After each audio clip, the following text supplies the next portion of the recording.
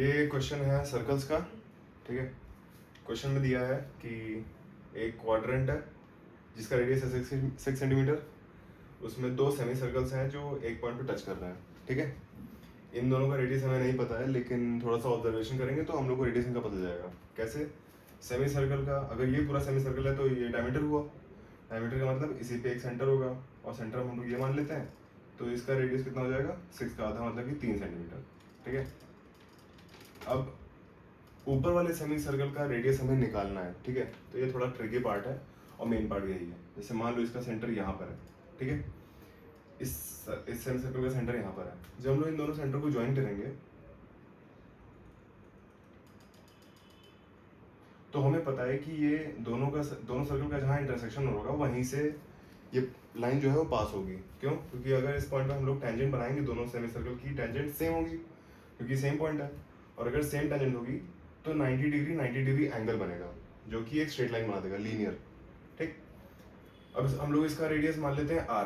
ठीक है, क्वेश्चन क्या है कि इस एरिया को हम लोगों ने b बोला है, इस एरिया को हम लोगों ने a बोला है, तो हम लोग को a बाई बी की वैल्यू निकालनी है। ठीक है, तो एक सेकंड के लिए हम लोग इसको हटा देते हैं यहाँ से। तो इसका मैंने मान लिया रेडियस r। ठीक, अब देखो ये पूरा 6 सेंटीमीटर है। ठीक है, तो ये भी पूरा 6 सेंटीमीटर होगा।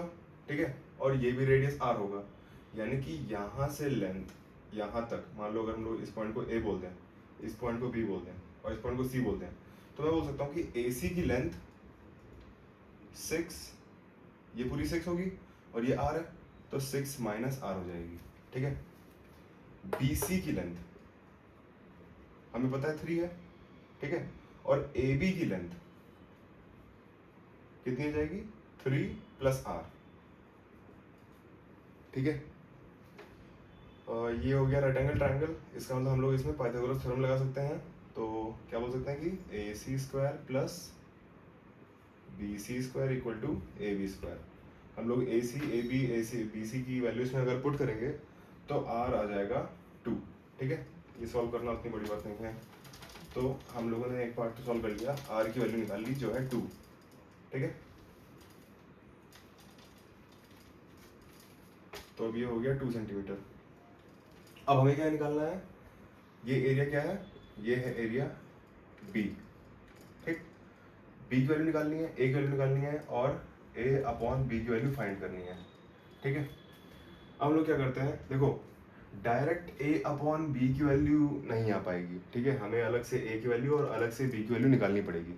ठीक है, तो पहले हम लोग स्मॉल b की वैल्यू फाइंड करते हैं। वो कैसे होगा कि देखो ये 2 है, ये 2 है, तो यानी कि ये पूरा 4 होगा, यानी कि ये लेंथ 2 होगी। ठीक है, तो सेंटर से लेकर मतलब AC लेंथ होगी 4।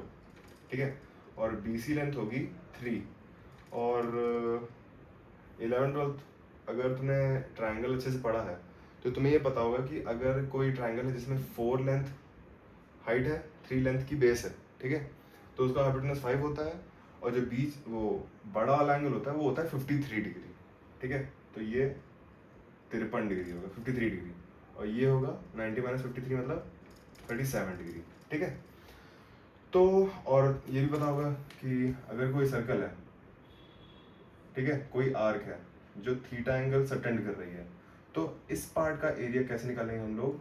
टोटल एरिया πr² होता है और उसको हम लोग मल्टीप्लाई कर देंगे θ/360 से, मतलब ये पूरा 360 होता है और ये थीटा, तो θ/360 फ्रैक्शन इस पूरे सर्कल का एरिया, तो ये पार्ट आ जाएगा। ठीक है, तो इसी का यूज हम करेंगे। कैसे करेंगे?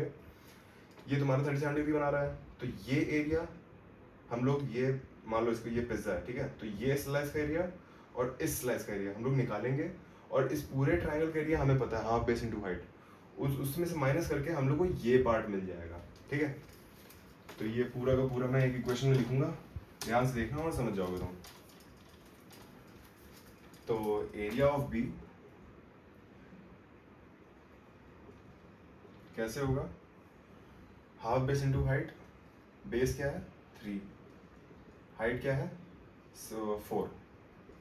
ठीक है, हाइट मतलब AC है, half base into height minus ये 37 डिग्री है, 37/360 इंटू पाई, R² का मतलब क्या है 2 का square minus 53/360 into pi into r square मतलब क्या है 3 का स्क्वायर। ठीक है, ये पूरा सॉल्व करने पे आ जाएगा तुम्हारा अप्रोक्सीमेटली 0.55। ठीक है, यानी कि b की वैल्यू हो गई 0.55, इस शेडेड रीजन की वैल्यू हो गई 0.55। जब तुम पाई वगैरह की वैल्यू रख दोगे 3.14 तब ये क्या हो गई 0.55। ठीक है, अब तुमको इस पार्ट का एरिया निकालना है। इस पार्ट का एरिया कैसे निकालोगे, पूरे का एरिया निकालो 1/4 क्वाड्रेंट का। ठीक है, फिर सेमी सर्कल का एरिया निकालो, फिर इस सेमी सर्कल का एरिया निकालो। अब ये एरिया तुम्हें पता है पहले से, तो तुम उसमें से माइनस करोगे, इन सब टोटल में से माइनस करोगे, तब इसका एरिया आ जाएगा। ठीक है, इसका भी मैं डायरेक्ट फॉर्मूला लिख रहा हूँ। फॉर्मूला क्या है, एक्सप्रेशन। तो एरिया ऑफ बी, चलिए लिख देता हूँ, area of b equal to कैसे होगा 1/4 ऑफ पाई आर स्क्वायर का मतलब 6 स्क्वायर।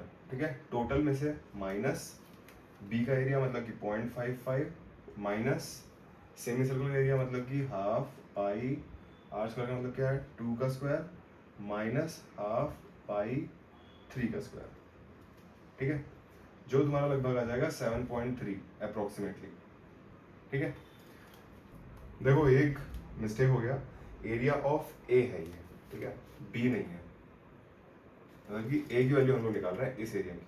ठीक है, तो 1/4 पाई आर स्क्वायर माइनस 0.55 जो बी का एरिया था minus half pi r square क्योंकि ये आधा है, minus half pi r square क्योंकि ये भी आधा है। ठीक है, तो ये लगभग वैल्यू आएगी तुम्हारी 7.3। तो